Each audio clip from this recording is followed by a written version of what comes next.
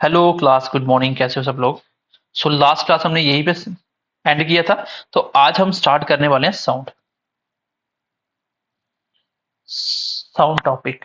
जिस जिस बच्चे ने वेव देख लिया वही साउंड समझ सकता है। और मैं आपको बता दूं, हम सिर्फ टारगेट कर रहे हैं जेकेपी कांस्टेबल और एसएससी जीडी, बस दो ही एग्जाम है जो मेनली हम टारगेट कर रहे हैं। बाकी इसके साथ साथ एमटीएस, सीएचएसएल, ये तो अपने आप हो जाते हैं।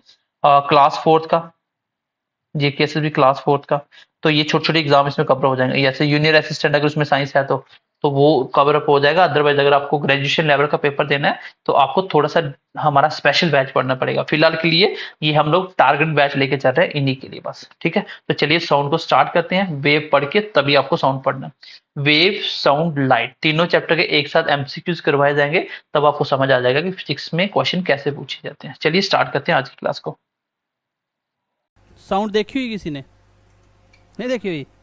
सुनी हुई है? कोई नहीं, वहीं से स्टार्ट करेंगे बेसिक से। साउंड क्या होता है? It is the form of energy. Sound भी एक तरह की क्या होती है? एनर्जी ही होती है। साउंड एक तरह की एनर्जी होती है। वो एनर्जी कैसे बनती है?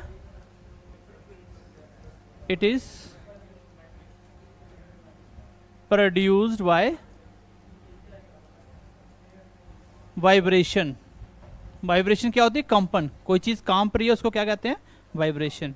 जैसे नोकिया का 1100 छोटा सा फ़ोन आता था ना, उसकी वाइब्रेशन कितनी अच्छी होती थी। तो वो बेसिकली फ़ोन के अंदर ऐसे चीज़ें, मतलब पार्ट्स लगाए जाते हैं उसके, जिसकी वजह से वो क्या होता है? वाइब्रेशन प्रोड्यूस करता है। तो साउंड एक तरह की वाइब्रेशन ही होती है। अब मैं बोल रहा हूँ, मेरी आवाज़ लास्ट तक जा रही सबको, तो वो जो आवाज़ है वो आप तक आ रही है, वो किस फॉर्म में आ रही है? फ्रीक्वेंसी की फॉर्म में।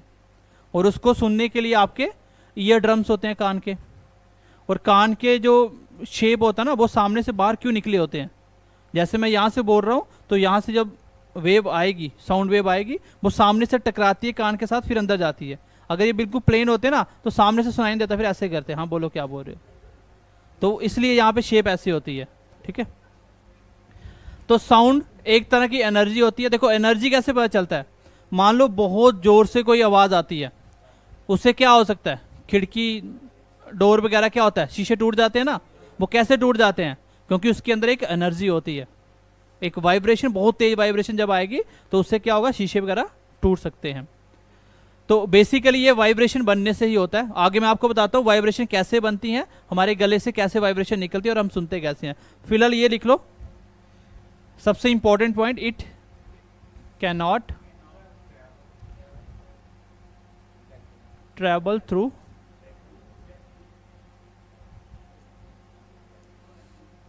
वैक्यूम। जो साउंड होती है वो वैक्यूम से ट्रेवल नहीं करती। वैक्यूम का मतलब क्या होता है? यहाँ पे कोई भी मीडियम नहीं हो। फॉर एग्जांपल सॉलिड, गैस और लिक्विड वगैरह का मीडियम नहीं हो, तो वहाँ कुछ भी नहीं है। सिंपली वैक्यूम का मतलब वहाँ कुछ भी नहीं, खाली है बिल्कुल। तो उस वैक्यूम के केस में साउंड ट्रेवल नहीं कर सकती। वो क्यों नहीं कर सकती? ये कैसा नेचर है इसका? It is mechanical wave. कैसी वेव है ये? और मैंने बताया था मैकेनिकल वेव क्या होती हैं? Which required medium to travel.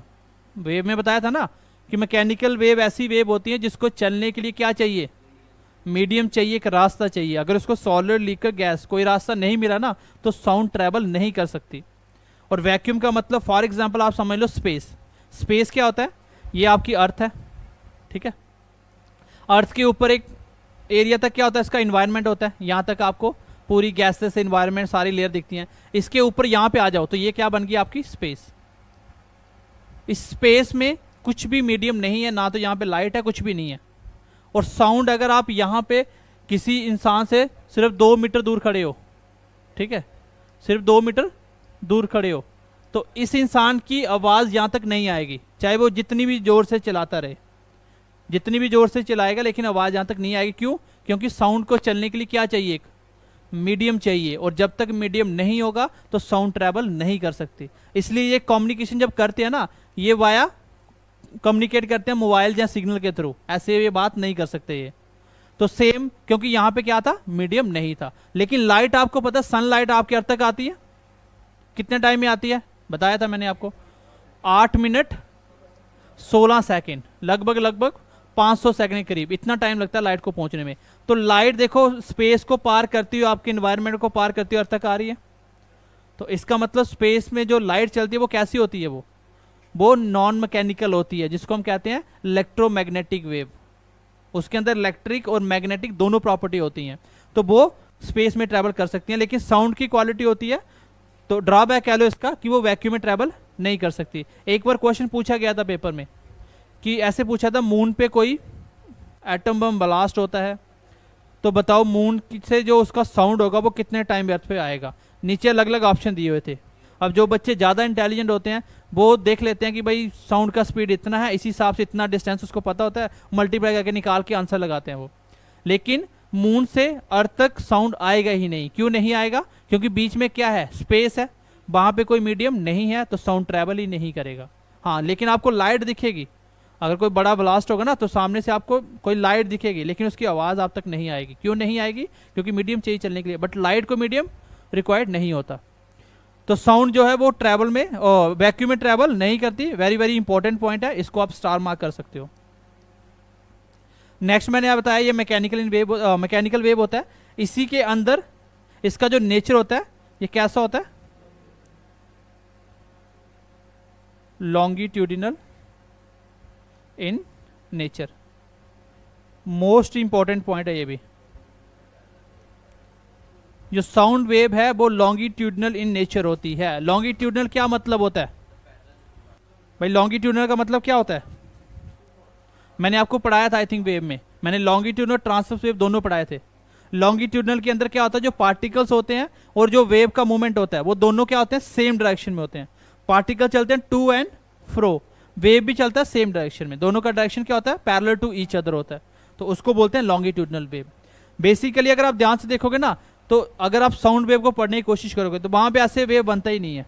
ये तो समझाने के लिए बनाया था कि वेव बनता है, बट वहां पे ऐसे होता है, वो ट्रांसवर्स में बनता है। जैसे मान लो ये आपके एयर के पार्टिकल्स हैं, एयर के पार्टिकल्स में क्या क्या आ सकता है, जितनी भी गैसेस होती हैं, carbon dioxide, nitrogen, oxygen, argon, बहुत सारी गैसेस होती हैं, डस्ट पार्टिकल्स होते हैं। तो यहाँ से साउंड वेव जो चलती है ना, तो जो आपकी वेव समझाने के लिए ऐसे बनाया था सिग्नल। तो बेसिकली पता क्या होता है, ये जो पार्टिकल्स है जब यहाँ पे टकराएंगे तो यहाँ पे क्या हो जाएगा, इकट्ठे हो जाएंगे पार्टिकल्स। ये ऐसे पैटर्न बनाते हैं, कुछ बताता हूँ आपको।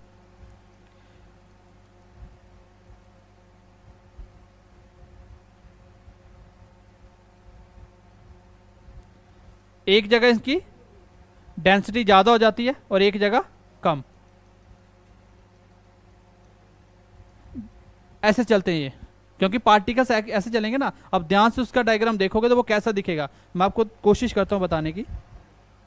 पहले नेट कनेक्ट करना पड़ेगा इसका।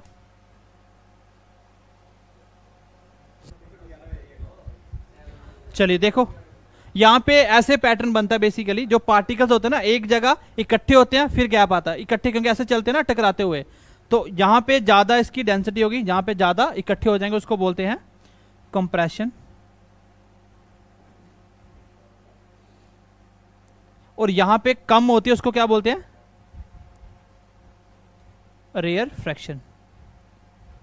रेयर का मतलब कम होना।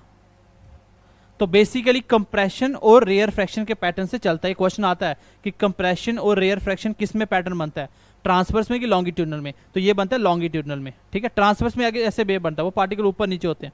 लेकिन ये कंप्रेशन और रेयर फ्रैक्शन से कैसे चलता है, इसी को वेवलेंथ भी कहते हैं। एक कंप्रेशन और रेयर फ्रैक्शन के बीच का जो डिस्टेंस होता है उसको क्या कहते हैं, वेवलेंथ कहते हैं। ये कंप्रेशन और रेयर फ्रैक्शन वर्ड याद रखना, ये इस पैटर्न में बनता है। ये जहाँ पे डेंसिटी ज्यादा हो जाए उसको क्या बोलते हैं, कंप्रेस होना, एक जगह कंप्रेस हो जाना। और रेयर फ्रैक्शन मतलब बीच में गैप आ जाना, ठीक है, ये याद रखना। तुम दोनों को आगे पीछे बिठाना पड़ेगा, तुम बड़ी बातें करते हो। ये वाला बीच वाला तुझे पीछे बिठाना पड़ेगा कॉर्नर पे।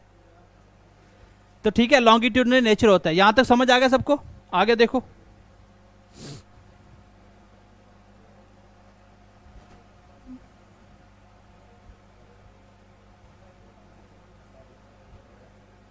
नेक्स्ट पॉइंट लिखो, नेक्स्ट लिखो, speed of sound. Speed of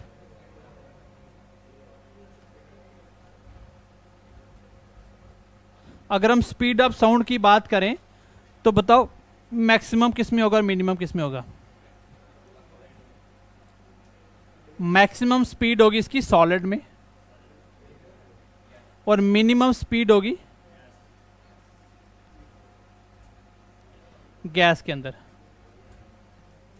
solid में सबसे ज़्यादा फास्ट चलता है साउंड और लिक्विड में उससे थोड़ा कम और गैस में सबसे कम। आपको लगता होगा कि एयर में सिग्नल फास्ट चलता है, ऐसा नहीं होता।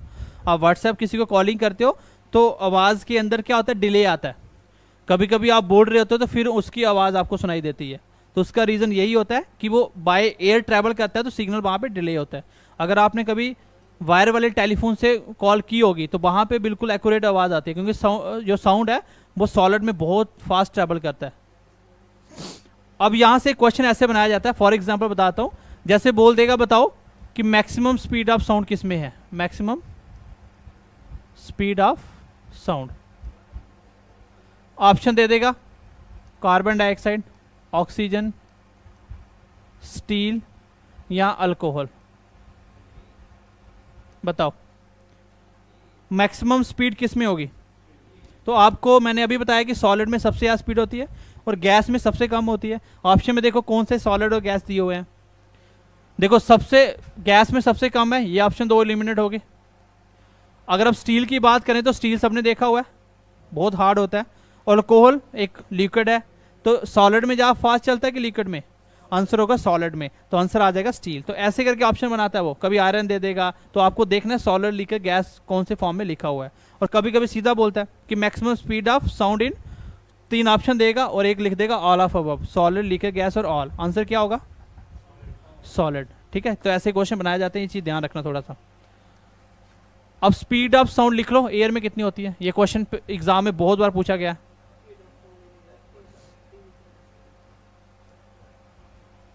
Speed of sound in air at 0 degree Celsius कितनी होती है? 332 मीटर पर सेकंड, 332 मीटर पर सेकंड। और अगर बोले वो रूम टेम्परेचर, रूम टेम्परेचर लगभग 20-21 डिग्री सेल्सियस बोला जाता है रूम टेम्परेचर, उस पर चलेगी वो 343 मीटर पर सेकंड, 343 मीटर पर सेकंड। यहाँ तक मैंने जितने भी पॉइंट बताए सबको समझ आ गया? मैं एक बार रिपीट कर रहा हूँ, फिर आगे बढ़ते हैं। मैंने बोला साउंड एक तरह की क्या होती है? एनर्जी होती है। और वो एनर्जी किसकी वजह से आती है? जो वाइब्रेशन प्रोड्यूस होते हैं उसकी वजह से एनर्जी बनती है। वो जितनी वाइब्रेशन के साथ आपके साथ टकराएगी उतनी ज़्यादा एनर्जी फील होगी। और साउंड अगर कोई बड़ा ब्लास्ट हुआ है तो वहाँ पे आगे पीछे शीशे, कान के पर्दे तक फट जाते हैं। क्यों? क्योंकि वहाँ पे वाइब्रेशन बहुत तेज़ हो जाती है। ठीक है, उसके बाद इसका ये ट्रैवल नहीं करता वैक्यूम के अंदर। और इसकी सबसे ज़्यादा स्पीड किस में होती है? सॉलिड में, सबसे कम गैस में, और लिक्विड में उसके बीच में रहता है। उसके बाद ये मैकेनिकल वेव होते हैं, ये मैंने आपको वेव में पढ़ा दिया था। मैकेनिकल वेव एक ऐसे वेव होते हैं जिनको चलने के लिए मीडियम रिक्वायर्ड होता है, उसका मैंने एग्जांपल दिया था साउंड। और नॉन मैकेनिकल वेव का एग्जांपल दिया था लाइट, उसमें मीडियम का रिक्वायरमेंट नहीं होता। मीडियम में तो चलते हैं, बिना मीडियम भी चल सकती है लाइट। फिर उसके बाद ये नेचर कैसा होता है इसका? इसका नेचर होता है लॉन्गिट्यूडनल इन नेचर। फिर मैंने आपको बताया कि स्पीड किस में कितनी होती है। यहाँ पे ये याद रखना, बहुत इंपॉर्टेंट पॉइंट है ये। स्पीड ऑफ साउंड पूछा जाता है इन एयर में, 5 स्टार लगा दी मैंने, तो मोस्ट इंपॉर्टेंट क्वेश्चन हो जाता है ये भी। आगे बढ़ते हैं, नेक्स्ट नेक्स्ट लिखो।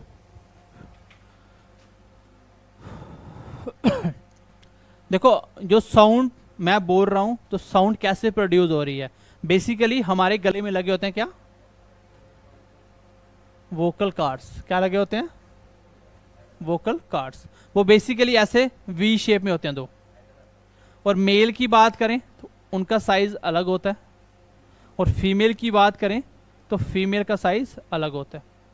अगर एमएम की बात करें तो जो मेल के वोकल कार्ड्स होते हैं ना, साइज में बना देते हैं, वो एज कंपेयर टू फीमेल के वोकल कार्ड से बड़े होते हैं। इसका बोला जाता है 20 mm के करीब अप्रॉक्सीमेट, और इसका होता है 50 मिलीमीटर mm। तो फीमेल के वोकल कार्ड्स मेल के वोकल कार्ड से क्या होते हैं? छोटे होते हैं।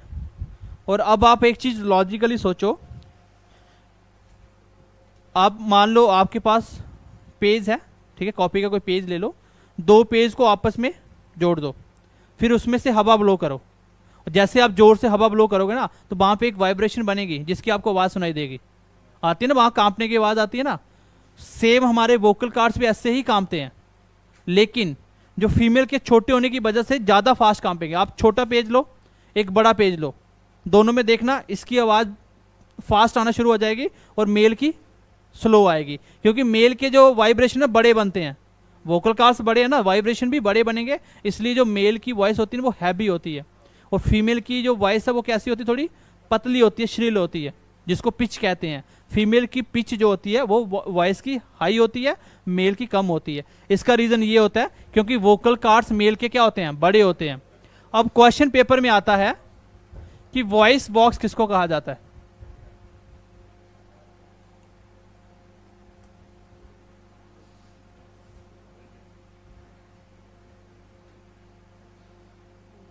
इंसान का वॉइस बॉक्स क्या होता है, तो आंसर होगा लैरिनिक्स, LARYNX।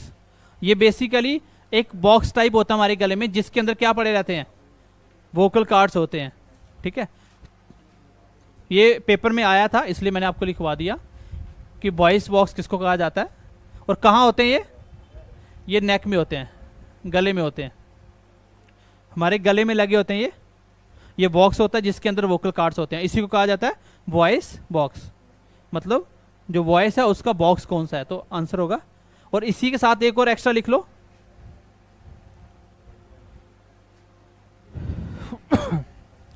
जो वर्ड्स होते हैं उनके वोकल कार्ड्स कौन से होते हैं, उसका नाम होता है, ऐसा कुछ स्पेलिंग होता है, श्रीनिक्स, SYRNIX की NX होता है, ऐसा स्पेलिंग होता है कुछ, पेपर में आएगा, समझ आ जाएगी आपको। आपको मेल वाला इसका ह्यूमन बींग्स का याद रखना है, और ह्यूमन बींग्स को ही इसी में आ जाता है हमारा जो मैमल्स होते हैं। ऐसा कोई भी चीज़ जो अपने बच्चों को दूध पिलाते हैं, वो चाहे एनिमल्स हो जाए, जैसे बैट भी एक एनिमल होता है, बैट भी एक एनिमल होता है, चमगादड़ भी अपने बच्चों को दूध पिलाती है। तो मैमल्स का जो वॉइस बॉक्स है वो भी क्या होता है, यही होता है। तो ये याद रखना, ये 2-3 क्वेश्चन पेपर में पूछे गए थे, मैंने आपको एक्स्ट्रा लिखवा दिए कि वॉइस बॉक्स ह्यूमन बींग्स का कहाँ होता है, या मैमल्स का कहाँ होता है, या आपका वर्ड्स का कहाँ होता है, उसका नाम क्या होता है। और ये मैंने आपको बता दिया, इनका वोकल कार्ड्स की लेंथ क्या होती है, छोटी बड़ी होती है। और जितना बड़ा वोकल कार्ड्स होगा उतने ही वेव क्या होंगे, बड़े बनेंगे, फ्रीक्वेंसी कम हो जाएगी। और आप सबको पता है कि जितने बड़े वेव बनेंगे उतनी फ्रीक्वेंसी कम, मतलब कांपने की शक्ति कम हो जाएगी। जितनी छोटी चीज़ है उतने जल्दी कांप सकती है। जैसे आपने देखा होगा स्पीड ब्रेकर बनाए होते हैं छोटे छोटे, तो वहाँ पे जब गाड़ी क्रॉस होती है तो एकदम से वाइब्रेशन होती है कि नहीं होती है। और वहीं पे पहाड़ों पे चले जाओ तो वो एक तरह का स्पीड ब्रेकर ही है ना, लेकिन फील नहीं होता है, क्योंकि वेव बड़ा है तो फ्रीक्वेंसी कम हो जाती है, वेव छोटा हो जाएगा तो फ्रीक्वेंसी ज़्यादा हो जाएगी। और फीमेल के वोकल कार्ड से जब फ्रीक्वेंसी निकलती है ना, तो वो मान लो ऐसे निकलती है छोटी छोटी। तो फीमेल एक सांस में जितनी बातें कर सकती उतना मेल नहीं कर सकता, बड़ी स्पीड होती है उनकी। क्यों? क्योंकि उनके वोकल कार्ड छोटे होते हैं। और आपने ये नोटिस किया होगा कि मेल की यहाँ पे ये दिखते हैं, मोस्ट ऑफ केसेस में मेल के यहाँ पे गले में वोकल कार्ड्स ऐसे करो दिख जाते हैं, बट फीमेल में नहीं दिखते। क्यों? क्योंकि छोटे होते हैं। और किसी किसी लड़कों की आवाज़ लड़की की तरह होती है, कभी उनके वोकल कार्ड छोटे होते हैं। और किसी लड़की की आवाज़ कभी कभी भारी हो जाती है, उनके वोकल कार्ड्स क्या होते हैं, बड़े हो जाते हैं। और जब किसी का गला बैठ जाता है ना, आवाज़ नहीं आती है, उसमें भी क्या होता है, वोकल कार्ड्स में बेसिकली स्वेलिंग हो जाती है। और जब स्वेलिंग हो जाती है तो कांपने की शक्ति बचती नहीं है, पहले ही वो फूले आपस में टकराए हुए, तो जितनी ज़ोर से बोलने की कोशिश करोगे उतनी आवाज़ दब जाएगी, क्योंकि सांस ही रुक जाता है, कहाँ बोलोगे। तो वो यही होता है, जब स्वेलिंग हो जाती है वोकल कार्ड्स में तो उसकी वजह से गला बैठ जाता है। और मोस्टली जब किसी को कोल्ड वगैरह खांसी होती है तब ये बैठता है, ठीक है। और मेरा मैक्सिमम बैठ जाता है जब भी कोल्ड होता है, तभी फिर क्लास ऑफ करनी पड़ती कभी कभी जुकाम होने की वजह से। आगे देखो, ये बिक्स कुछ काम नहीं करती उस टाइम पे। यहाँ तक समझ आ गया सबको कि बेसिकली आवाज़ निकलती कैसे है, वो निकलती है वोकल कार्ड से, वाइब्रेशन प्रोड्यूस होते हैं, और वही वाइब्रेशन देखो आपके कानों तक आती है। आपकी कानों के अंदर क्या होते हैं, ईयर ड्रम्स होते हैं, मतलब कान के पर्दे होते हैं, कान का पर्दा।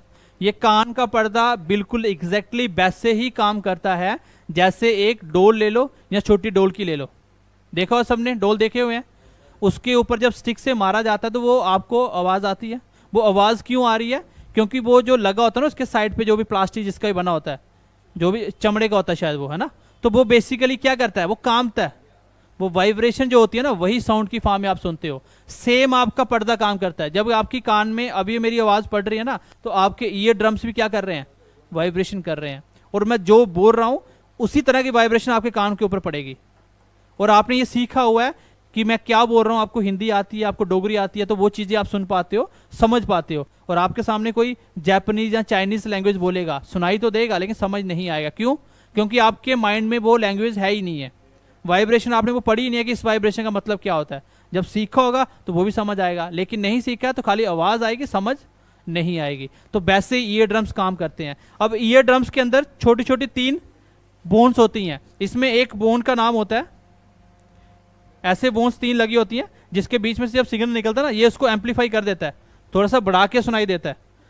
तो इसके अंदर एक बोन होती है, उसको बोलते हैं stapes, STAPES। Very very important question, आप बोन्स की फॉर्म में पढ़ोगे इसके क्वेश्चन में, जब स्केलेटन सिस्टम पढ़ोगे। ये कहा जाता है स्मॉलेस्ट बोन होती है, smallest bone in our body. हमारी बॉडी की सबसे छोटी हड्डी कौन सी है? स्टेपीज। कान की हड्डी होती है सबसे छोटी। हमारी बॉडी की सबसे छोटी हड्डी कौन सी है? स्टेपीज। और सबसे बड़ी पूछ ले तो यहीं पे लिखवा देता हूं, largest bone in our body. सबसे बड़ी हड्डी कौन सी हमारी कानों में? तो उसका आंसर हो जाएगा फीमर, FEMUR। फीमर होती है आपकी थाई बोन्स। ये जो बोन्स होती है ना, ये सबसे बड़ी होती है।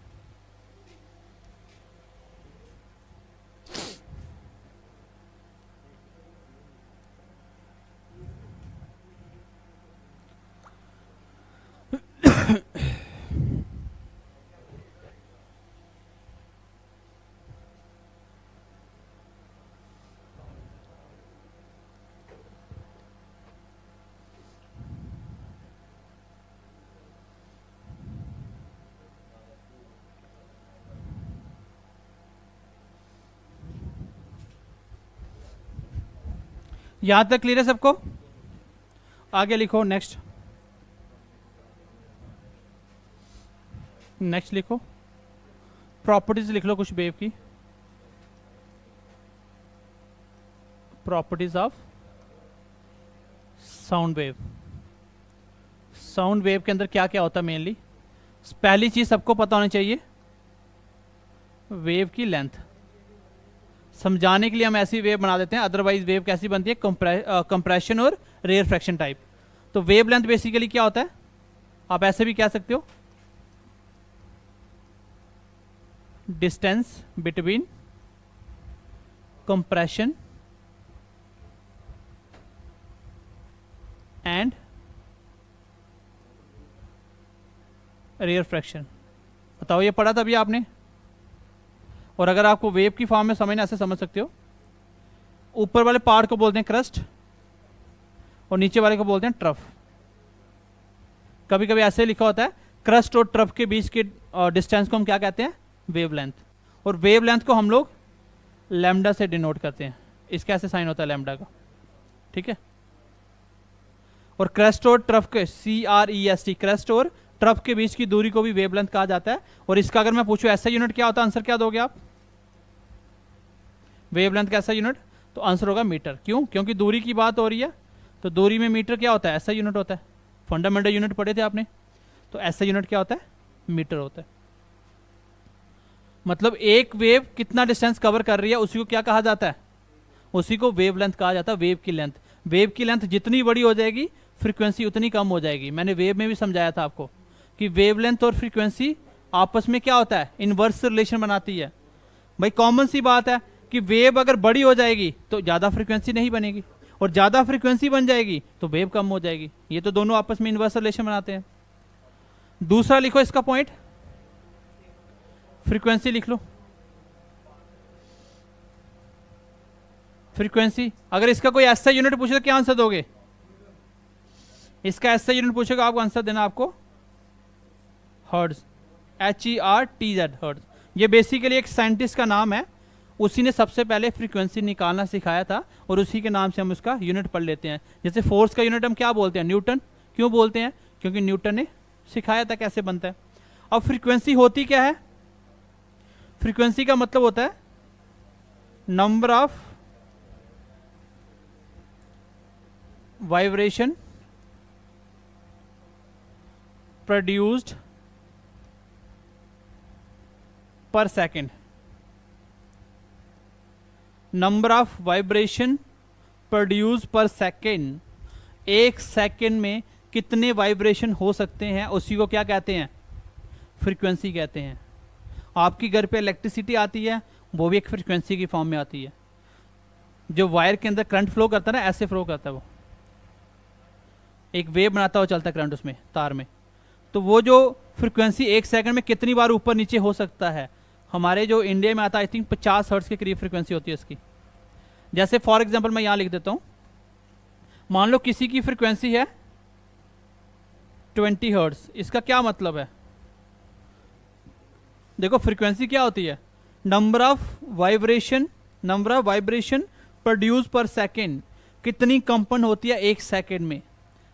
तो यहां मैंने क्या लिखा? 20 हर्ट्ज का मतलब क्या है? इसका मतलब एक सेकेंड में ये चीज जो भी जिसकी फ्रीक्वेंसी 20 बोली जा रही है, ये एक सेकंड में 20 बार ऊपर नीचे हो सकती है। और कोई चीज अगर मान लो 50 बार हो जाएगी तो इसका मतलब 50 हर्ट्ज उसका फ्रीक्वेंसी हो जाएगा, क्योंकि फ्रीक्वेंसी को मेजर करने का यूनिट क्या होता है? हर्ट्ज, HZ उसको शॉर्टकट में लिखते हैं। तो फ्रीक्वेंसी क्या हुई कि सर एक सेकंड में कोई चीज कितनी बार काम सकती है, वही उसकी फ्रीक्वेंसी कहलाती है। समझ आई सबको फ्रीक्वेंसी क्या होती है? कोई भी चीज, आप मान लो साउंड बनाना है, तो आप क्या करोगे?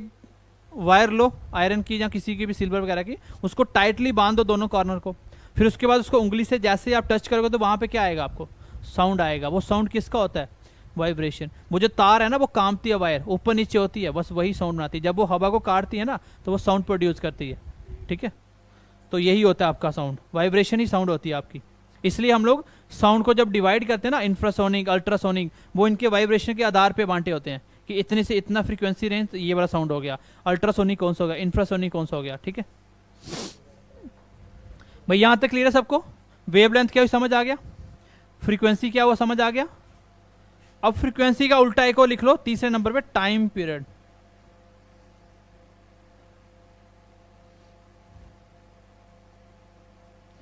यहां से नाम से समझ आ रहा है टाइम और उसका पीरियड। जैसे आपका क्लास की पीरियड होते हैं भाई, 10 से लेकर 11 तक पहला पीरियड होगा, 11 से 12 दूसरा होगा, तो वैसे ही टाइम का एक पीरियड बन जाना कि हर एक टाइम ऐसा हर फिक्स टाइम में हो रहा है, उसको क्या कहते हैं? Time period. फॉर एग्जाम्पल अभी आपने यहाँ पे अगर ध्यान से देखोगे ना, टाइम पीरियड बराबर होता है 1 बाय फ्रीक्वेंसी। 1 बाय फ्रीक्वेंसी मतलब फ्रीक्वेंसी का उल्टा क्या होता है आपका? Time period. जैसे यहाँ पे आपने पढ़ा कि एक सेकंड में कितने वाइब्रेशन हो रहे हैं, और टाइम पीरियड होता है कि एक वाइब्रेशन होने में कितना टाइम लग रहा है, वो उसका टाइम पीरियड हो गया। तो वो उल्टा होता है। जैसे फॉर एग्जांपल मैं बोलता हूं भाई मान लो एक सेकंड में 2 वाइब्रेशन हो रहे हैं, दैट मीन्स कि 2 हर्ट्ज फ्रीक्वेंसी है, एक सेकंड में 2 बार हो रहे हैं, तो एक बार होने में कितना टाइम लगता होगा? एक सेकंड में 2 बार हो रहा है, तो एक बार वाइब्रेशन में कितना टाइम लगता होगा? आधा सेकंड। तो आधे का मतलब क्या है? फ्रीक्वेंसी का उल्टा। क्या हुआ? आधा। तो फ्रीक्वेंसी का उल्टा होता है। अगर मान लो 10 हो रहे हैं, 20 हो रहे हैं, तो 1/20 सेकंड, एक होने में एक सेकंड का 20 में से टाइम, उतना टाइम लग रहा है। तो फ्रीक्वेंसी का उल्टा होता है टाइम पीरियड। ये यहां से क्वेश्चन देखो कैसे बनाता है। आपको पेपर में क्वेश्चन दे देगा कि भाई फ्रीक्वेंसी आपकी है 10 हर्ट्ज, कितनी है? 10 हर्ट्ज। बताइए इसका टाइम पीरियड क्या होगा? सर उल्टा कर दो 1/10, और इसका ऐसा यूनिट सेकंड होता है, क्योंकि टाइम की बात हो रही है ना, तो 1/10 सेकंड इसका आंसर होगा। ऑप्शन में देख लेना, हो सकता है इसको पॉइंटों में लिख दे, 0.1 सेकंड लिख दे, तो वो देख लेना अपने हिसाब से कैलकुलेशन इसकी। तो फ्रीक्वेंसी का उल्टा क्या होता है? Time period. और वेवलेंथ क्या होता है समझ आ गया सबको? नेक्स्ट एक और डेफिनेशन लिखो।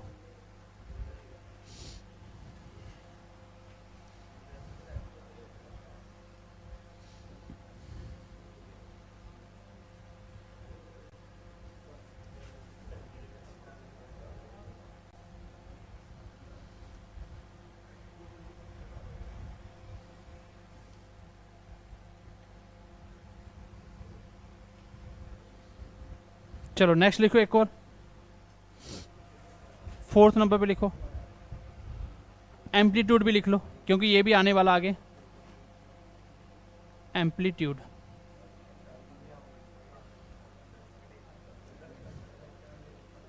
चलो एम्पलीट्यूड क्या होता है? जैसे मान लीजिए एक आपकी वेव है, ये आपकी वेव चल रही है, तो एम्पलीट्यूड का मतलब होता है कि एक वेव ने कितनी हाइट तक गई। जैसे एक पानी की आप लहर देख रहे हो, उसका एम्पलीट्यूड निकालना हो तो आपको देखना है कि बेस ये है और बेस से वेव कितनी ऊपर तक लास्ट गई है, कहा जाता है maximum height of wave from there mean position. Mean बोल दो या उसका ओरिजिनल बोल दो, फ्रॉम देयर मीन पोजीशन, उसी को क्या कहा जाता है? एम्पलीट्यूड। तो एक वेव कितनी हाइट तक ऊपर जा सकती है, वो जो दूरी होती है उसको क्या कहते हैं? एम्पलीट्यूड। और एम्पलीट्यूड का अगर कोई यूनिट पूछे क्या होगा, तो हाइट की बात हो रही है तो उसका भी मीटर आ जाएगा। इसको भी आप अगर मेजर करना चाहो तो आप मीटर में मेजर कर सकते हो, वेवलेंथ को भी मीटर में मेजर कर सकते हो, क्योंकि इनडायरेक्टली आप क्या कर रहे हो? दूरी ही निकाल रहे हो, और किसी भी दूरी को निकालना हो उसका ऐसा यूनिट क्या होता है? मीटर होता है। यहाँ तक किसी बच्चे को डाउट? भाई क्लियर है सबको? सबको क्लियर है? आगे बढ़े, चलिए नेक्स्ट बढ़ते हैं आगे। नेक्स्ट लिखो, हम लोग साउंड वेव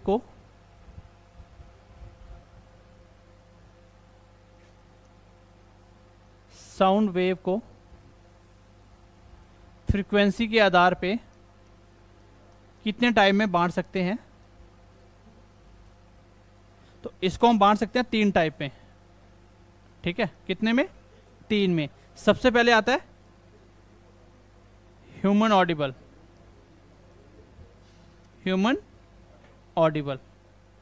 रेंज कहते हैं इसको, ह्यूमन ऑडिबल रेंज, क्योंकि हमें फ्रीक्वेंसी के हिसाब से बांटना है कि इतनी से इतनी फ्रीक्वेंसी तक कौन सुन सकता है।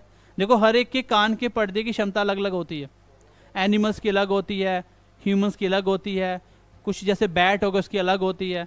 तो अगर हमारी पूछा जाए फ्रीक्वेंसी रेंज क्या है, ये पेपर में बहुत बार क्वेश्चन पूछा गया है, छोटे पेपर में ये बार बार आता है क्वेश्चन कि ह्यूमन ऑडिबल फ्रीक्वेंसी रेंज कितना होता है सुनने का, तो आंसर होगा 20 हर्ट्ज टू 20,000 हर्ट्ज। इसी को ऐसे भी लिखा जाता है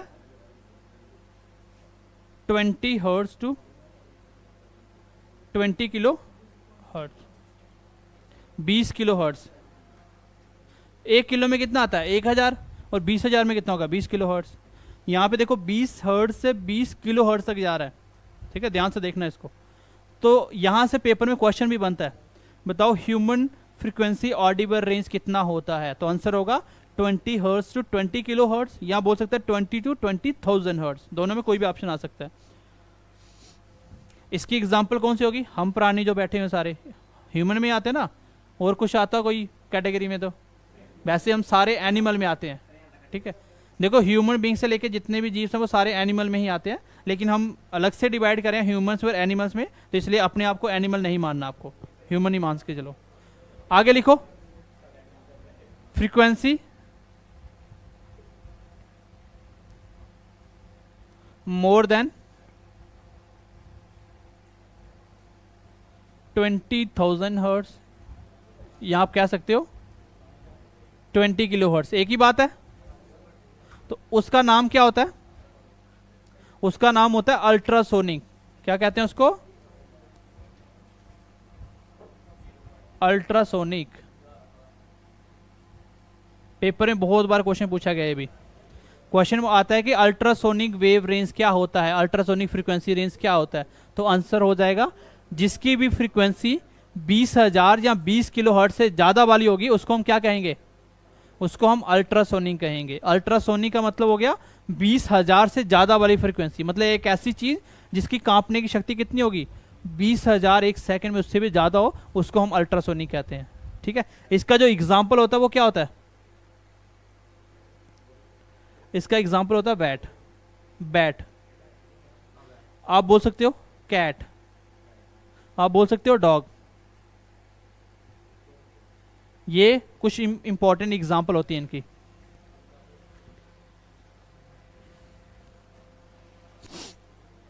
ये कुछ इंपॉर्टेंट एग्जांपल होती हैं अल्ट्रासोनिक की। बाकी आगे हम अल्ट्रासोनिक वेव के एप्लीकेशन पढ़ेंगे, कहाँ कहाँ काम आता है ये, ठीक है।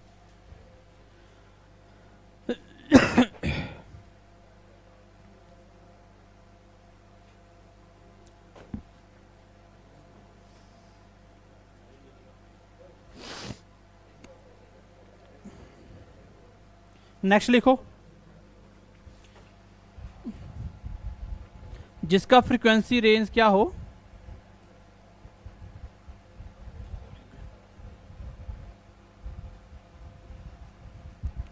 Less than 20 hertz. ध्यान से देखना, मैंने किलो हर्ट्स नहीं लिखा है। 20 हर्ट्स से कम वाले को क्या कहते हैं?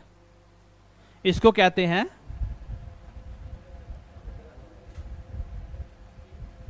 इंफ्रासोनिक। क्या कहते हैं इसको? इंफ्रासोनिक।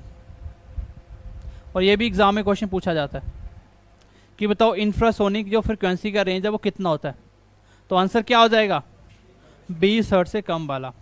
इसका एग्जांपल अगर आप लिखना चाहो तो लिख सकते हो, फॉर एग्जांपल एलिफेंट। आप लिख सकते हो कबूतर रखे किसी ने, वो भी इसका एग्जांपल होता है।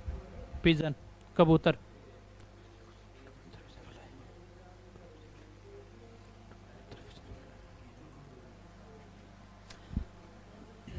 देखो इंफ्रासोनिक जो वेव होती है ना, कभी कभी क्वेश्चन आता है, ओए बातें नहीं करो, ऐसा कौन सा फ्रीक्वेंसी रेंज होता है जो इंसान को डर की फीलिंग करवाता है, फियरलेस फियर फील करवाता है, फियरलेस नहीं, फियर फील करवाता है, डर। तो जो फियर फील करवाता है वो कौन सा वेव होता है? इंफ्रासोनिक। कभी कभी आपको लगता है अंधेरे में चल रहे हो तो पीछे से आवाज आ रही है, कोई नहीं भी हो तो भी लगता है। तो वो जो आवाज़ होती है ना, वो ये होती है, जब आप बड़ा ध्यान से देखते हो ना, सब लगता है कोई ना कोई आवाज़ आ रही है थोड़ी, क्योंकि आपका फ्रीक्वेंसी रेंज इतना नहीं है ना। फिर आप बहुत ध्यान से सुनोगे, खाली फीलिंग होगी कि हाँ है कुछ, बट समझ नहीं आएगा आपको। तो डर का जो फीलिंग होती है वो यही करवाते हैं। और जो छोटे बच्चे होते हैं ना, जो न्यू बॉर्न चाइल्ड होते हैं, उनके पर्दे बहुत तेज़ होते हैं बचपन में, और धीरे धीरे आकर थोड़ी कम होते हैं। अदरवाइज जो छोटे बच्चे होते हैं न्यू बॉर्न चाइल्ड, उनके पर्दे पतले होते हैं। उनको ये उसके ऊपर वाली, नीचे नहीं ऊपर वाली, जो न्यू बॉर्न चाइल्ड होता है उसका फ्रीक्वेंसी रेंज कितना होता है? न्यू बॉर्न चाइल्ड, उसका फ्रीक्वेंसी रेंज होता है मोर देन, अप टू लिख लो, ये होता है 20 हर्ट्ज टू 25 किलो हर्ट्ज। कितना होता है? 20 से लेके 25 तक, 20 से लेके 25 तक। इसलिए बच्चे कभी कभी रात को अकेले उठ के रोना शुरू कर देते हैं, क्योंकि आप वो साउंड नहीं सुन पा रहे हो जो उसको सुनाई दे रही है। तो ये होता है उसका जो फ्रीक्वेंसी रेंज थोड़ा ज़्यादा होता है बच्चे का, कान अच्छे होते हैं उनके। तो फ्रीक्वेंसी रेंज समझ आई सबको? देखो सबसे इंपॉर्टेंट क्वेश्चन यहाँ से ये है, आपको रेंज पता होना चाहिए। एक तो पहला क्वेश्चन ये बनता है कि भाई अल्ट्रासोनिक वेव का रेंज कितना होता है, फ्रीक्वेंसी का कितने से कितने तक होता है। ऐसे क्वेश्चन 4 ऑप्शन लिखेगा, आपको बताना आंसर कौन सा है। दूसरा सबसे इंपॉर्टेंट क्वेश्चन वैट वाला। तो वैट जो होती है वो अल्ट्रासोनिक वेव सुन सकती है, इनफैक्ट वो क्या करती है, प्रोड्यूस भी कर लेती है। जो वैट होती है एकमात्र ऐसा एनिमल है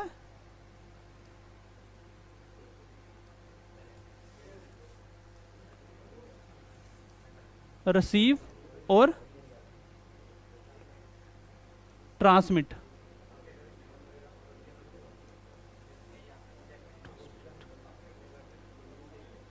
अल्ट्रासोनिक वेव या अल्ट्रासोनिक फ्रीक्वेंसी वेव भी लिख लो। देखो जो बैट होती है ना, वो एकमात्र, देखो बैट एक एनिमल होता है, बैट एक एनिमल में आता है, वो बर्ड से नहीं होता है। क्या होता है? वो एनिमल होता है, पेपर में क्वेश्चन आता है। तो जो बैट होती है ना, वो अल्ट्रासोनिक वेव रिसीव तो कर ही सकती है, उसकी कानों में क्षमता होती है। इनफैक्ट वो क्या कर सकती है, ट्रांसमिट या ट्रांसमिशन, सिग्नल को ट्रांसमिट करना, वो ट्रांसमिट भी कर सकती है। इस तरह की वो साउंड निकाल भी सकती है। और यही वो रीज़न होता है कि जो बैट होती है ना वो नाइट के समय उड़ सकती है। आपको देखा होगा आपने कि चमगादड़ कब उड़ती है? नाइट में। वो नाइट में क्यों उड़ पाती है? ऐसा नहीं कि उसकी आंखों में दिखता है, ऐसा कुछ नहीं है। वो बेसिकली जो उड़ती है ना वो अल्ट्रासोनिक वेव के सहारे उड़ती है। जैसे मान लो एक कॉर्नर से दूसरे कॉर्नर में जा रही है तो अल्ट्रासोनिक वेव प्रोड्यूस कर रही है, आपकी कानों की क्षमता नहीं है उसको सुनने की, तो वो जब आगे दीवार पे टकराती है तो वहाँ से साउंड वेव क्या होता है? रिफ्लेक्ट बैक होती है, जिसको इको कहते हैं। तो वो जब रिफ्लेक्ट बैक होता है तो वो सुन भी लेती है और उसको आइडिया होता है कि मेरी साउंड कितने टाइम में आई है, मुझे यहाँ से टर्न लेना है, यू टर्न लेना है। तो इसी तरीके से वो रात को उड़ती है, वो जब थक जाती है फिर टकराती भी आगे। तो अल्ट्रासोनिक वेव के बहुत ज़्यादा फायदे होते हैं, आप देखोगे आगे पढ़ोगे इसके बेनिफिट। जो भी अल्ट्रासाउंड होती है, ईसीजी होती है, प्लस जो जो पानी के चलने वाली जैसे पनडुब्बी टाइप शिप होती है पानी में चलती है, जो सबमरीन कहते हैं इसको, जो पानी के अंदर चलती हैं, वो भी इसी का सिग्नल यूज करती है। इसको सोनार सिग्नल कहा जाता है। मतलब अल्ट्रासोनिक वेव आगे चलती जाती हैं और आगे सामने कोई पहाड़ आ गया, पानी गंदा और नहीं दिखेगा तो क्या होगा? साउंड टकरा के वापिस आएगी ना, तो उनको आइडिया हो जाता है कितनी किलोमीटर पे कोई चीज़ है, उसी हिसाब से वो अपना टर्न लेंगे। तो ये इसके अल्ट्रासोनिक वेव की बहुत ज़्यादा बेनिफिट है, आगे पढ़ेंगे हम। फिलहाल यहाँ तक सबको क्लियर है? कोई डाउट से तो पूछ सकते हो। क्लियर है यहाँ तक? ये फ्रीक्वेंसी रेंज के ऊपर था, यहाँ पे मैंने आपको सारा बता दिया। अब एक क्वेश्चन का आंसर दो। Frequency range less than 20 kilo hertz, उसको क्या कहा जाएगा बताओ? अपना अपना आंसर देना सारे। Frequency range less than 20 kilo hertz, उसको क्या कहा जाएगा? सबका आंसर ह्यूमन है। इंफ्रासोनिक को क्या दिक्कत है? वो भी तो 20 किलो हर्ट्ज से कम ही आता है। 20 हर्ट्ज से कम है तो क्या 20 किलो हर्ट्ज से कम नहीं है वो? उसने रेंज एग्जैक्ट थोड़ी बोला कि 20 से 20,000 के बीच में, उसने सिंपल सा बोल दिया 20 किलो हर्ट्ज से नीचे। देखो अल्ट्रासोनिक तो एलिमिनेट हो गया, 20 किलो हर्ट्ज से नीचे ह्यूमन ऑडिबल तो आ ही रहा है, और 20 हर्ट्ज से नीचे भी तो 20 किलो हर्ट्ज से छोटा है। तो इसमें बहुत आंसर आएगा इंफ्रासोनिक एंड ह्यूमन ऑडिबल। तो ऐसे क्वेश्चन घुमाया जाता है। ये क्वेश्चन आप तब कर पाते हो जब आपने क्वेश्चन पढ़े होंगे, अदरवाइज आप पढ़ के चले गए, देखा 20 किलो हर्ट्ज से है, चलो हो गया ह्यूमन ऑडिबल लगा के आगे, पता चला बहुत ए एंड बी था, क्योंकि लॉजिकली क्वेश्चन तो सही पूछा उसने रेंज दिया ही नहीं आपको। अगर बोलता ना 20 हर्ट्ज से 20 किलो हर्ट्ज कौन सा है, फिर तो एक ही है ह्यूमन ऑडिबल, लेकिन 20,000 से कम दोनों आ रहे हैं तो दोनों आंसर होगा। क्लियर है सबको? चलिए आगे बढ़ते हैं, फिर यहां तक क्लियर है तो यहां लिख लेते हैं infrasonic plus human Audible.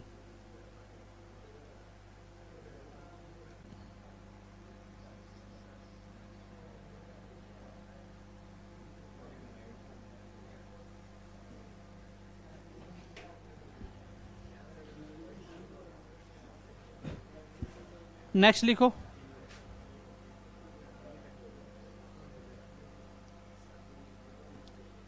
Sound wave किसके ऊपर डिपेंड करती है, किसके ऊपर नहीं करती। ये क्वेश्चन भी पेपर में पूछा जाता है। साउंड वेव किसके ऊपर डिपेंड करती है? लिखो sound wave does not depend upon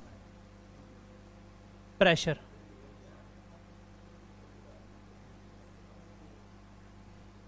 जो साउंड वेव होती है इसका प्रेशर से कोई लेना देना नहीं होता, क्योंकि पेपर में क्वेश्चन आएगा कि भाई प्रेशर को डबल कर दिया गया, बताओ साउंड वेव पे क्या इफेक्ट आएगा। तो साउंड वेव प्रेशर से कोई लेना देना रखती ही नहीं है, इसका मतलब आंसर आएगा नो चेंज, क्योंकि प्रेशर कम हो ज़्यादा हो साउंड वेव को कोई फर्क नहीं पड़ता, वो अपने हिसाब से चलती रहेंगी। पहली चीज़ आ गई कि साउंड वेव इंडिपेंडेंट होती है किस पे?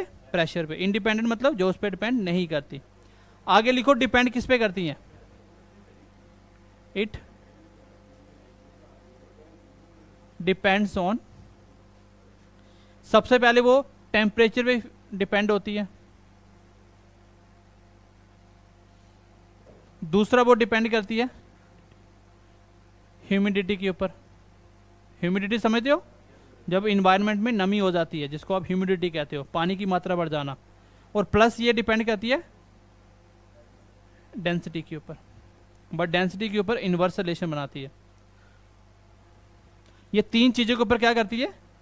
डिपेंड करती है और प्रेशर के ऊपर डिपेंड नहीं करती। और याद रखना, प्रेशर वाला पेपर में क्वेश्चन पूछा जाता है कि साउंड वेव प्रेशर के बढ़ने से बढ़ेगी, कम होगी, सेम रहेगी, तो ऐसा क्वेश्चन आता है।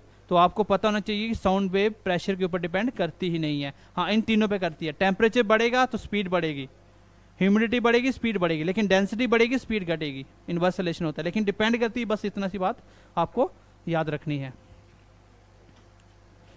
नेक्स्ट लिखो अभी, साउंड वेव के कैरेक्टरिस्टिक्स पढ़ लेते हैं।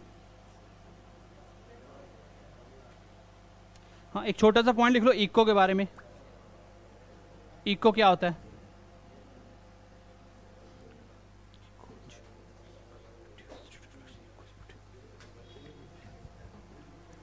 लिखो इको।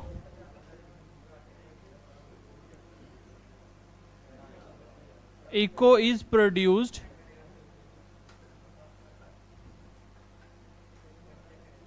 ड्यू टू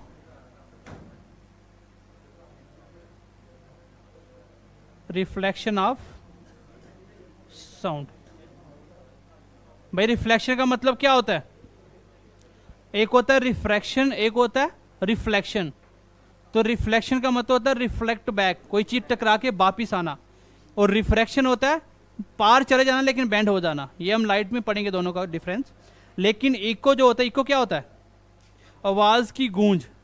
जैसे एक कमरा बंद होगा ना, तो 10-12 बंदे चिल्ला रहे हैं, तो एक टाइम पे किसी की आवाज़ समझ नहीं आएगी, क्योंकि वहाँ पे आवाज़ क्या होती है? गूंजना शुरू कर देती है, टकरा के वापिस आना। जैसे आपने देखा होगा कभी पैलेस में शादी वगैरह में गए होंगे, तो डीजे किसी ने पैलेस के अंदर लगाया होगा हॉल में, फिर वहाँ पे आप देखो गाने की आवाज़ सही समझ नहीं आती है। जब बहुत आवाज़ हो जाती है ना, तो वहाँ पे इको बनना शुरू हो जाता है, फिर गाना समझ नहीं आता क्या बज रहा है, लेकिन नाचने का पता होता है, समझ नहीं आता है। तो वही होता है आपका इको। कभी कभी आपने देखा होगा, आपने प्रैक्टिकल किया होगा सबने, जो कुएं वगैरह होते हैं ना, वहाँ पे चिल्लाया होगा किसने जोर से, तो वापिस आवाज़ आती है, डैट इज़ इको। वही इको होता है। आप कमरे के अंदर टीवी की आवाज़ पूरी फुल कर दो, आपको समझ नहीं आएगा फिर। क्यों? क्योंकि वहाँ पे इको बनना शुरू हो जाती है। एक सामने से आवाज़ आ रही है, एक टकरा के आपके कानों में आ रही है, तो वहाँ पे क्या हो जाता है? मिक्सचर बन जाता है, फिर आपको समझ नहीं आएगा। उसको कहते हैं इको। कभी आप सिनेमा हॉल गए हो? कभी सिनेमा हॉल कहीं भी गए हो तो आपने देखा होगा ग्राउंड के नीचे मैटिंग की होती है, ठीक है, और साइड पे और छत पे आप देखोगे इस तरह से लकड़ी के जहाँ कोई चीज़ के लगाए जाते हैं, बीच में छोटे छोटे छेद रखे जाते हैं। वो इसलिए रखे जाते हैं ताकि जब साउंड आ रही है, क्योंकि वहाँ पे आवाज़ ज़्यादा होती है ना, जब साउंड आ रही है वो टकरा के क्या हो जाए? पार चली जाए, वापिस ना आए। अगर वापिस आना शुरू होगी तो फिर आपको फिल्म समझ नहीं आएगी क्या चल रहा है। तो इसलिए वहाँ पे भी इसी का ध्यान रखा जाता है कि इको ना बने। अब क्वेश्चन पेपर में आता है कि इको बनने के लिए मिनिमम दूरी कितनी होनी चाहिए? मिनिमम डिस्टेंस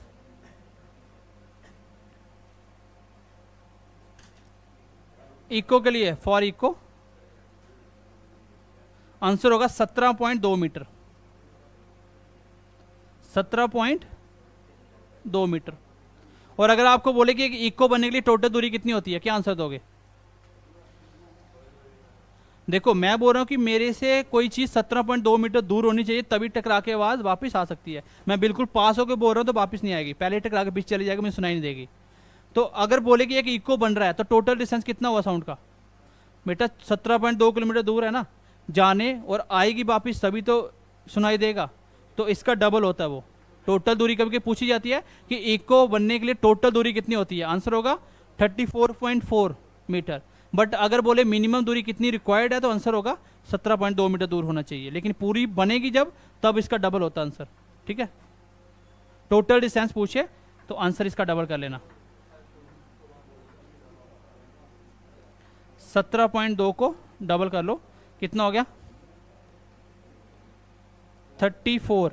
अगर किसी की इको बनी है तो समझ आना कि कम से कम भी 34.4 मीटर की दूरी कवर हुई है, उसके बाद इको बना, नहीं तो इको नहीं बन सकता। चलो यहां तक हो गया इको का। अब आगे बढ़ते हैं नेक्स्ट।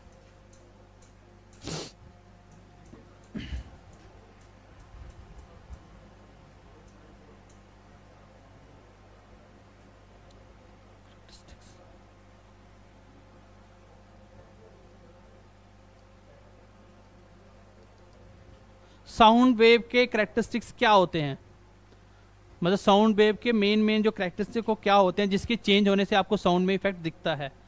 सबसे पहला लिखो, जिसको आप बोलते हो लाउडनेस ऑफ साउंड। क्या बोलते हो?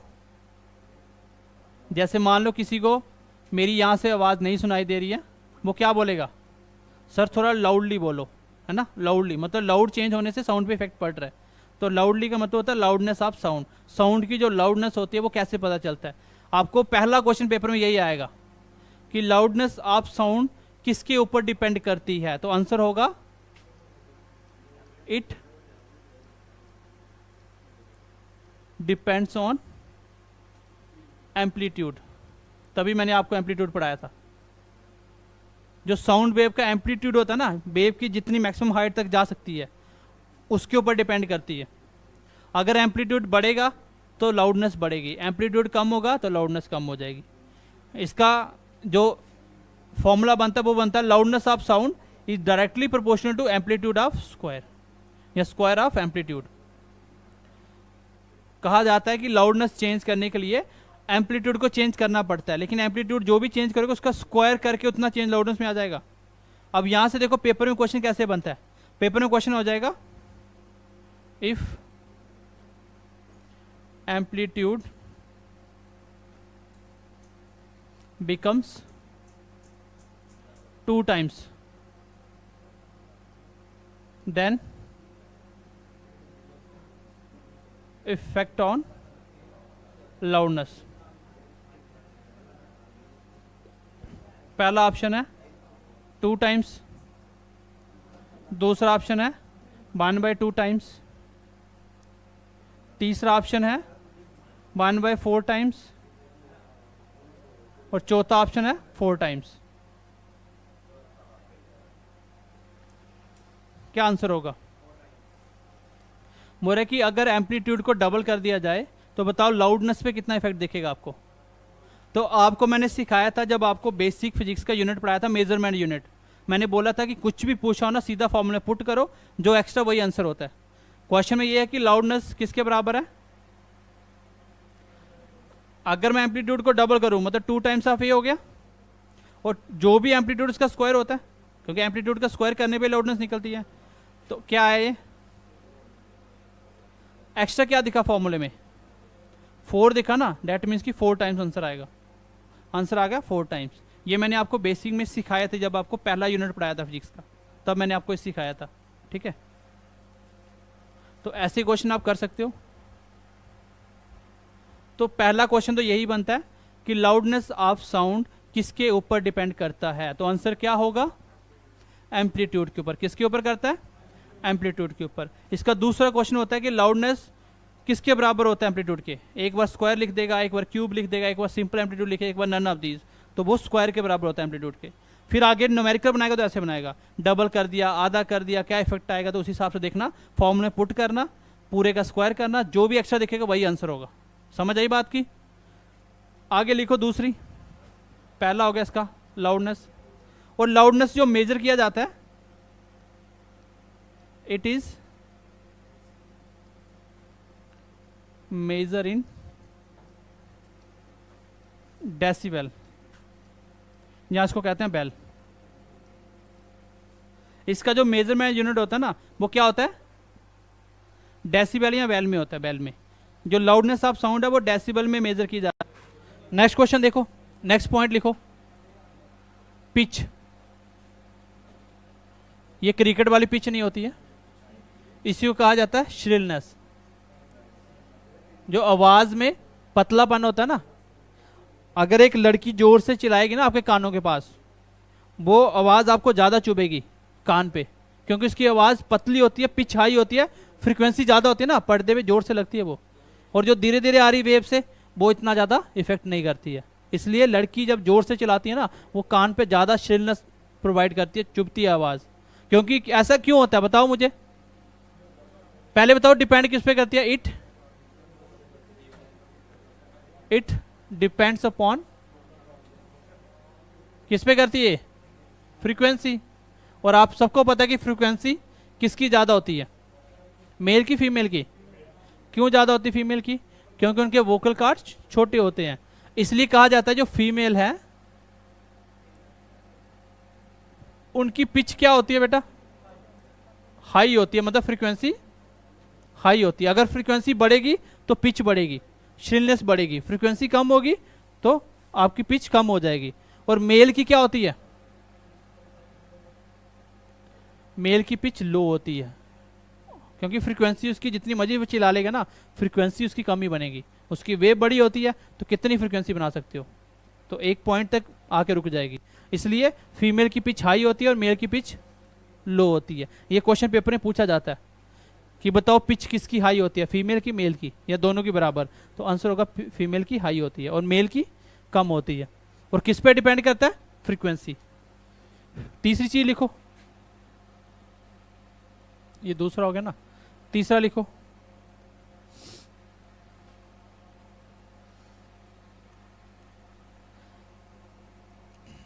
Quality of sound.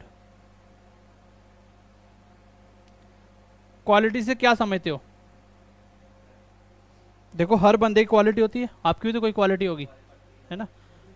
वॉइस की भी क्वालिटी होती है, आवाज की भी क्वालिटी होती है। अब एक साइड कोई लता मंगेशकर गा रही है, एक साइड हम गा रहे हैं, तो किसकी मजा आएगा सुनने में, लता मंगेशकर की। क्यों, हमारे लिए तो हम ही सही गाएंगे। लेकिन ऐसा क्यों होता है, क्योंकि हर एक इंसान की क्वालिटी ऑफ वॉइस अलग अलग होती है। हर इंसान की क्वालिटी ऑफ वॉइस अलग अलग होती है। आपको कोई आपका फ्रेंड फोन करता है, या फ्रेंड का कोई मम्मा फोन करते हैं, पापा करते हैं, तो आपको क्या आवाज पहचान में आती है, भाई फ्रेंड बोल रहा है कि नहीं बोल रहा, समझ आएगी कि नहीं आएगी। ऐसा क्यों होता है, क्योंकि क्वालिटी ऑफ साउंड सबका अलग अलग है। और क्वालिटी ऑफ साउंड जो होती है ना, वो डिपेंड किस पे करती है, वो डिपेंड करती है कि टून कैसा है। किसी भी चीज का अपना अपना टून होता है। भाई एक साइड देखो आप नगीना ट्यून बज रही है, एक साइड डोल बज रहा है, दोनों में डिफरेंस समझ आता है आपको, बिना देखे पहचान लोगे ना कि डोल कहाँ बज रहा है और डीजे कहाँ लग रहा है। क्यों, क्योंकि आप लोग टून पहचान रहे हो, हर चीज की अपनी टून है। मेरी आवाज अलग है, सुनील सर पढ़ाएंगे उनकी आवाज अलग होगी, कोई बच्चा बोलेगा उनकी अलग होगी, सबकी वॉइस लगभग लगभग अलग ही होती है।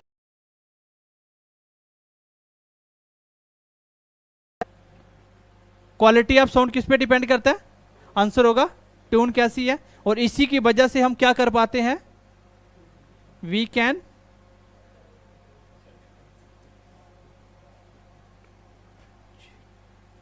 Can differentiate sound due to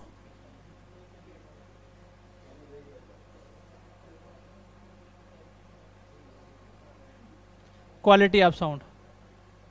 question आता है कभी कभी कि हम लोग साउंड को डिफ्रेंशिएट कर पाते हैं, DIFFERENCIAT, डिफ्रेंशिएट। डिफ्रेंशिएट मतलब अलग अलग करना। हम लोग साउंड को डिफ्रेंशिएट कर पाते हैं किसकी वजह से, क्वालिटी ऑफ साउंड की वजह से। अगर क्वालिटी ऑफ साउंड नहीं होगी तो हम किसी चीज को डिफ्रेंशिएट कर ही नहीं पाएंगे, ठीक है।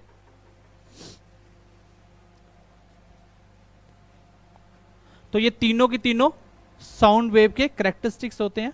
यहां से क्वेश्चन क्या क्या बनते हैं ये मैंने आपको बता दिया। पहला क्वेश्चन, कौन किस पे डिपेंड करता है। दूसरा क्वेश्चन, ये पिच वगैरह किसकी हाई लो होती है। तीसरा question, quality of sound tune पे डिपेंड करता है। और इसी की बदौलत हम लोग क्या कर पाते हैं, आवाज में डिफरेंस क्रिएट कर पाते हैं, किसकी आवाज आ रही है, ठीक है।